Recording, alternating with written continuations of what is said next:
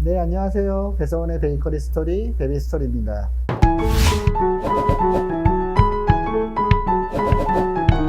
오늘 이 시간에는 저번에 말씀드렸던 많은 분들이 가장 고민하시는 저희가 베이커리 카페를 창업을 하는데 빵의 맛과 커피의 맛이 얼만큼 중요한지에 대해서 많이들 물어보세요. 사실 제일 어려운 문제이기도 하고 또 한 번쯤은 저희 시청자, 구독자 여러분께 꼭 말씀드리고 싶었던 부분인데 베이커리 카페라고 하는 게 어떻게 보면은 결국 먹는 거잖아요. 먹는 장사를 하는 건데 맛이 없어서는 안 되겠죠. 뭐 원론적인 얘기일 수는 있겠지만 당연히 빵도 맛있어야 되고 커피도 맛있어야 됩니다.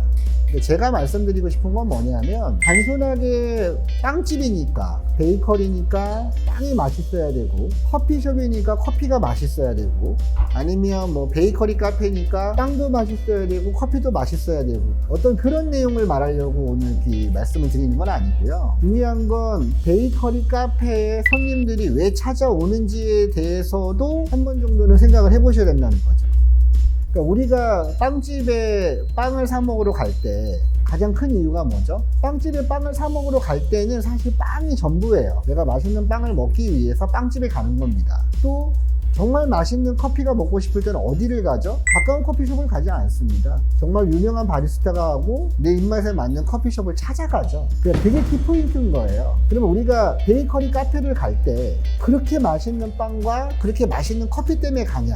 꼭 그렇지만은 않아요. 그러니까 우리가 베이커리 카페가 제공하는 게 빵하고 커피만 있다라면 그게 맞겠지만 사실 베이커리 카페는 공간을 제공하는 곳이거든요. 그 공간이라는 게 뭐냐면 일상생활에서 힘들게 어떤 노동을 하고 잠깐 쉴 수 있는 쉼터로서의 역할도 상당히 크다라고 저는 생각을 해요. 그렇다면 베이커리 카페에서 제공해야 되는 거는 맛있는 빵과 맛있는 커피도 있어야 되지만 편하게 쉴 수 있는 공간이 제공이 돼야 된다는 거죠.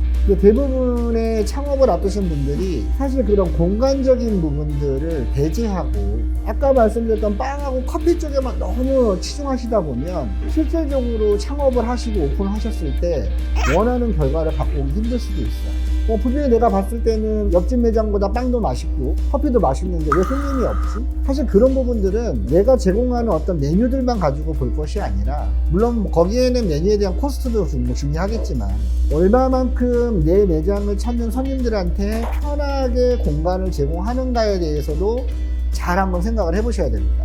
자, 예를 들어서 내가 지금 창업을 하려고 하는 베이커리 카페가 도심지에 아파트 상권이 둘러싼 그런 베이커리 카페라면 당연히 단골 손님들이 많이 오실 거고요. 그 단골 손님들이 많이 오신다는 건 뭐냐면 지금 팔고 있는 이 메뉴에 대해서 좋아하시는 분들이 많이 찾아오실 거예요. 예를 들어서 뭐 어떤 유원지를 가기 직전에 있는 곳이라든지 아니면 뭐 바다 근처에 있는 곳이라든지 그런 외곽지에 있는 큰 평수의 베이커리 카페 같은 경우에는 사실 내가 지금 제공하고 있는 빵의 맛이라든지 커피의 맛 때문에 멀리서 오시는 분들이 드뭅니다. 그런 분들은 어떤 분들이냐면 즐기러 오시는 거예요. 말 그대로 관광을 하는 부분, 휴양을 하는 부분 중에 한 요소인 거죠. 그렇다면 물론 맛도 중요하겠지만 휴식처가 제공할 수 있는 편의시설, 그러니까 예를 들어서 하다못해 내가 지금처럼 의자에 앉았을 때 핸드폰을 충전할 수 있는 충전시설이 있는지, 또 화장실 시설이 얼마만큼 깨끗하게 유지가 되고 있는지, 또 손님들이 한 번에 몰렸을 때 줄을 오랫동안 쓰지 않고 빨리빨리 내가 대처가 가능한지, 또 곳곳에 돌아다니면서 내 매장을 찾는 손님들이 불편함은 무엇인지 이런 것들을 캐치하시는 게 상당히 중요합니다. 또 하나는 모든 편의시설이 갖춰져 있다 하더라도 특징이 있어야 되겠죠. 사실 이제 그런 특징을 맛으로 가져갈 수도 있지만 베이커리 카페라면 또 평수가 크고 외지에 있는 베이커리 카페라면 그런 빵의 맛보다는 우리 매장만에 줄 수 있는 특수한 아이템, 예를 들어서 어디에도 볼 수 없는 포토존을 만든다던가 건물 자체를 멋지게 만들어서 어떤 랜드마크 성격의 건물을 지어서 사람들을 불러올 수 있게끔, 또 예를 들어서 우리 매장을 찾는 고객들이 아이를 동반해서 가족 단위로 많이 온다라고 하면 엄마하고 아빠는 맛있는 커피를 먹고 있는데 아이들이 뛰어놀 수 있는 공간이 있는지 그런 부분들을 종합적으로 고려를 하셔야 됩니다. 근데 이제 현실적으로 봤을 때 이 모든 것들을 3박자를 다 잘 하시기도 힘들어요. 건물도 멋있어야 되고 편의시설도 좋아야 되고 인테리어도 예뻐야 되고 빵맛도 좋아야 되고 커피맛도 좋아야 되고 사실 그렇게 따지면 창업을 하시기가 정말 힘듭니다. 제가 꼭 말씀드리고 싶은 거는 뭐냐면 정확히 성격을 먼저 따져보셔야 돼요.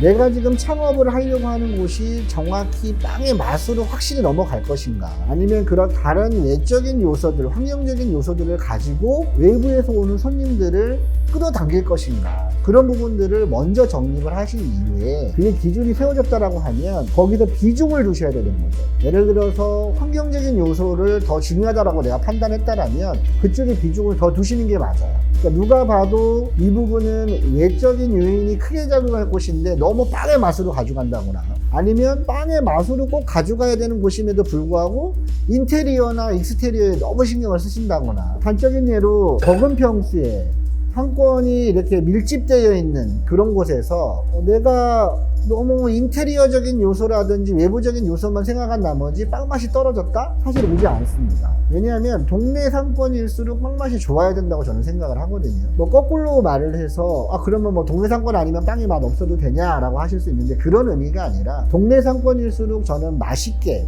좋은 퀄리티의 빵을 팔아야지만이 오래 갈 수 있다고 저는 생각을 해요. 그래야 근처에 어떤 매장들이 생겨도 경쟁력이 가져지는 부분이죠. 또 하나는 우리가 외지에 이렇게 큰 평수의 어떤 인테리어적인 효과라든지 이런 것들을 많이 준 그런 베이커리 카페 같은 경우에는 물론 맛있게 하면 좋겠지만 그런 외적인 요소들에 대해서 조금 더 신경을 쓰시는 게 좋다라는 거죠. 오히려 그런 매장일수록 메뉴를 너무 다양하게 가져가시는 것보다는 특색 있게, 자신 있게 할 수 있는 메뉴들을 정해서 적게 하지만 퀄리티 있게 가져가시는 게 좋습니다. 너무 욕심이 앞선 나머지 1부터 10까지 다 하고 싶은 마음에 메뉴를 많이 만들어 놓으시면 오히려 그거 자체가 독이 되실 수도 있어요. 중요한 건 사람들이 많이 몰렸을 때 빨리빨리 내 매장을 찾은 손님들이 코스 4개 앞에서 오더를 하는 그 기간이 짧아야 됩니다. 쉬고 싶어서 오신 분들인데 아무리 빵맛이 좋고 커피 맛이 좋다 하더라도 그 기다리는 시간이 너무 길어져 버리면 사실 그걸로 스트레스가 와버리거든요.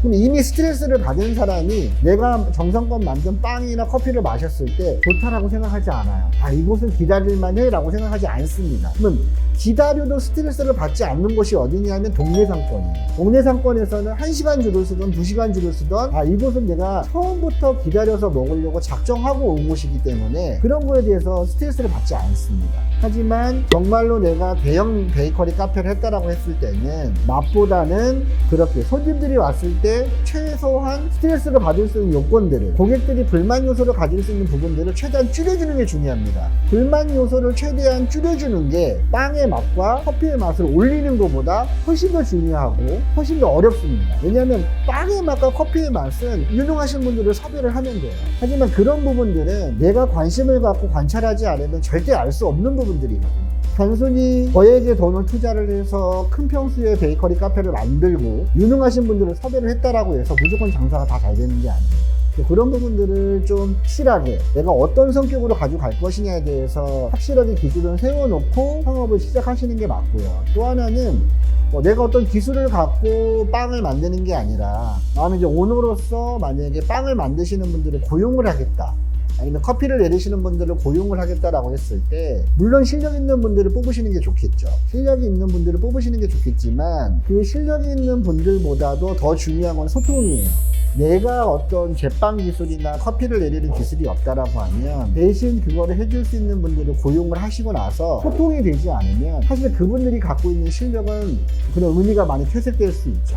제일 중요한 건 내가 고용하려고 하는 셰프님들의 의사소통이 나오고 얼마만큼 잘 되는가. 반대로 얘기하면 셰프님도 마찬가지죠. 연봉을 많이 주는 업체보다는 그래도 내가 이야기하는 걸 잘 들어주고 내가 주장하는 부분들에 대해서 또 내가 필요한 장르에 대해서 잘 반영을 해주는 매장의 오너분과 만나셔서 뭔가를 하시는 게 훨씬 더 득이 되실 거라고 저는 생각이 들어요. 제일 안타까웠던 부분들이 뭐냐면 오너분도 훌륭한 분이시고 셰프님도 훌륭한 분이신데 서로가 소통이 되지 않아요. 그러니까 자꾸 매장은 산으로 갑니다. 의견이 합쳐지지 않다 보니까 그런 문제들이 생기고 결국에는 마지막에 안 좋게 끝나시는 경우들이 많거든요. 서로가 남을 타게 되는 상황들이 벌어지는 거죠. 그래서 제가 오늘 말씀드리고 싶었던 가장 핵심 포인트, 베이커리 카페를 창업하는 데 있어서 맛이 얼마만큼 중요하냐는 그 자체에 있는 게 아니라 내가 어떤 목적을 가지고 창업을 하느냐에 있다라고 말씀을 드리고 싶습니다. 자, 그럼 이번 시간에는 여기까지 이제 정리를 해드리고요. 자, 다음 시간에는 스키피오 본사회를 갈 거예요. TPO는 냉장고를 만드는 베이커리 쪽에서는 지금 한참 핫 아이콘인 회사인데요. 그 냉장고 회사를 가서 냉장고의 종류가 우리가 알고 있는 것보다 되게 많습니다. 거기에 대해서 다양하게 좀 심층적으로 내용을 올려드리도록 하겠습니다. 감사합니다.